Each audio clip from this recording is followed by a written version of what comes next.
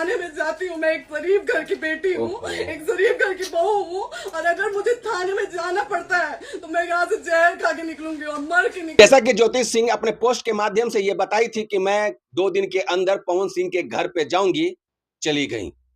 पवन सिंह के घर के पास गई, पवन सिंह के घर के अंदर गई। जैसे ही पवन सिंह के घर के अंदर पहुंचती हैं, तो पवन सिंह नहीं रहते हैं, ना पवन सिंह की मां रहती है, ना पवन सिंह के और भी जो मेन होते हैं वो तमाम लोग नहीं रहते हैं। वहां पे उनके कार्यकर्ता लोग रहते हैं, घर के देख रेख करने वाले लोग रहते हैं, जैसे कि काम करने वाले वर्कर्स लोग रहते हैं। वो लोग पूछते हैं ज्योति सिंह जी से कि आप ऐसे ही क्यों घुसे जा रही हैं, कौन है? तो ज्योति सिंह जी बात साफ शब्द में बोलती हैं कि मैं पवन सिंह की पत्नी हूं और मैं यहाँ पे आई हूं पवन सिंह जी से और पवन सिंह जी के पूरे परिवार से बातें करने के लिए, अपने रिश्ते के बारे में बात करने के लिए। तभी उसी दरमियान किसी से बातें होती होगी उन कार्यकर्ताओं से। उसके बाद ज्योति सिंह बाइज्जत एंट्री कर जाती हैं पवन सिंह जी के घर पे, रूम में एंट्री करती हैं और वहां तक तो ठीक था, वहां तक किसी तरीके का फुटेज नहीं आता है। लेकिन जब ये बातें मेन सदस्य को पता चलती है तो जाहिर सी बात है अपना सेफ्टी के लिए और जो आए हैं उनकी सेफ्टी के लिए भी, क्योंकि पवन सिंह बड़ा हस्ती है, नो डाउट बहुत ही बड़ा हस्ती है, उनके पास पहुंचने के लिए बहुत सारे लोगों को सोचना पड़ेगा, तो जाहिर सी बात है हर कोई सोचेगा। तो उसी दरमियान एक नोटिस जाता है लखनऊ पुलिस के पास और वहां से फिर महिला पुलिस आती है पवन सिंह जी के घर पे और बातें होती है ज्योति सिंह जी से। महिला पुलिस बोलती है कि चलिए आप थाने में जरा सा बातचीत करना है और कुछ फॉर्मेलिटीज है जो कि पूरा कर लेना है। मैं आप तमाम से बता दूं कि ज्योति सिंह को पुलिस अरेस्ट करने के लिए नहीं आई थी और ना उनको गिरफ्तार करने के लिए आई थी। मतलब साफ है कि ज्योति सिंह को समझाने या फिर कुछ और भी मैटर हो सकता है, क्योंकि जिस तरीके से बर्ताव कर रही थी वहां की पुलिस, वाकई में बहुत ही अच्छे तरीके से बर्ताव कर रही थी और बार बार उनसे इज्जत से ही पेश आ रही थी वहां की पुलिस और बोल रही थी कि चलिए ऐसा नहीं कि हम आपको अरेस्ट करने के लिए आए हैं, लेकिन जो लीगल सिस्टम है उसके तहत अगर आइएगा तो सबसे बेहतर रहेगा। अगर आप थाने में जाते हैं तो बातचीत करिए और समझिए, उसके बाद से फिर बाकी का आगे का जो अंजाम होगा वो देखा जाएगा। जैसे देखा जाए तो ज्योति वहां की पुलिस अपने सिस्टम से चल रही थी और अपना काम बखूबी कर रही थी, नो डाउट बहुत अच्छा।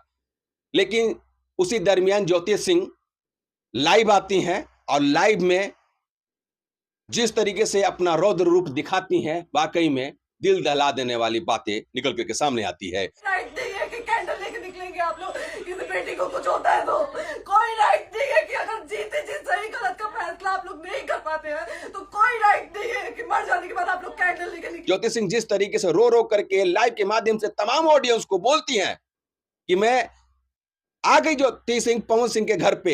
आप लोग कहा करते थे ना, कमेंट किया करते थे, बोला करते थे कि जाइए एक बार पवन सिंह जी से मिलिए, पवन सिंह जी से मिलिएगा तो कहीं ना कहीं कोई समाधान निकल जाएगा। तो आ गई हूं मैं समाधान निकालने के लिए, लेकिन ये क्या, समाधान निकालने से पहले तो हमको अरेस्ट करने के लिए पुलिस आ जाती है, पुलिस से हमको सामना करना पड़ता है। तो बताइए कैसे समाधान हमारा निकलेगा? मैं यहाँ पे आई हूं किस चीज के लिए? सिर्फ बातें करने के लिए ना। हमारा ये अपना घर है माना जाए तो, क्योंकि हमारे पति का घर है। इस तरीके से लाइव के माध्यम से ज्योति सिंह जी बोलती हैं और बोलते बोलते जिस तरीके से फूट फूट करके रोती हैं, वाकई में कलेजा दहल जाएगा। जो देखते होंगे लाइव, भयानक तस्वीर रहती है वहां पे।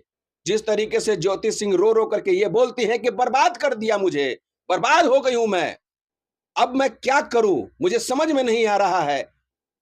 फिर उसके बाद पुलिस वहां से बोलती है कि चलिए प्लीज आपसे रिक्वेस्ट है कि चलिए हमारे साथ। तो ज्योति सिंह ये बोलते हैं कि अब हम यहां से जाएंगे ही नहीं, तब तक नहीं जाएंगे जब तक कि हमारी सांस रहेगी। यही सवाल हमको बोला था कि जाइए एक बार फोन भैया से बात करिए, आए देख लीजिए आप लोग अपने फोन भैया का असली चेहरा देख लीजिए। बहुत सारी चीजें हम आज भी छुपा के रखे, हम नहीं लाते हैं वीडियो में क्योंकि मेरा पति है वो। इस तरीके से ज्योति सिंह लाइव के माध्यम से बोलती हैं। लाइव के माध्यम से ये भी बोलती हैं कि आप लोगों के कहने पे, आप लोगों के कमेंट से हिम्मत मिला था और मुझे भी ऐसा लगा था कि नहीं, एक बार पवन सिंह जी से मिलेंगे तो बेहतर होगा। ज्योति सिंह ये भी कहती हैं कि जिस तरीके से लोगों का कहना था उस हिसाब से मैं चली भी।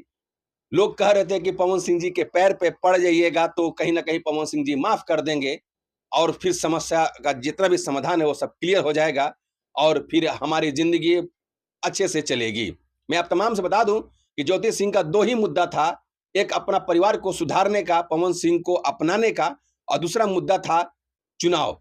नो डाउट, क्योंकि ज्योति सिंह 2 ही मुद्दा लेकर के पवन सिंह जी के पास गई थी और दोनों ही इंपॉर्टेंट था, क्योंकि 1.5 साल से काराकाट के क्षेत्र में ज्योति सिंह प्रचार कर रही है, लोगों से मिल रही है। जाहिर सी बात है चुनाव लड़ने के लिए था, इतना मेहनत की थी बलिया से आकर के, तो जाहिर सी बात है इतना पैसा खर्चा की थी, तो जाहिर सी बात है ज्योति सिंह चुनाव लड़ने के लिए। लेकिन आज के डेट में ज्योति सिंह को टिकट भी नहीं मिलता है और नहीं मिलता है कहीं से चुनाव लड़ने का आशा।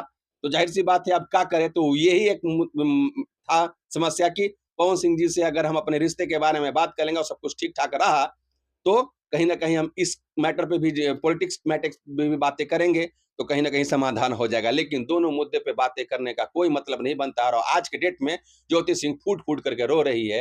देखना यह है कि उनके साथ कुछ और अच्छा होता है या बुरा होता है, वक्त का इंतजार है। लेकिन अपडेट इसी चैनल पे आप लोगों को मिलता रहेगा। मिलते हैं नेक्स्ट वीडियो में। जय हिंद।